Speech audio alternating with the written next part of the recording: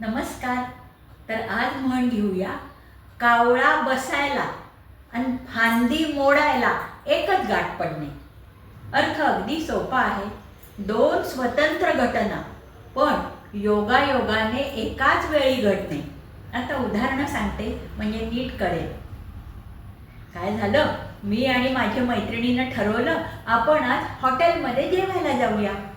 आम्ही बसलो, ऑर्डर दिली आणि बघतो तर काय, शेजारच्या टेबलवर आमच्या सासवा जेवतायत. दोन्ही स्वतंत्र घटना पण योगायोगाने एकत्र झाल्यामुळे कावळा बसायला आणि फांदी मोडायला एकच गाठ पडली.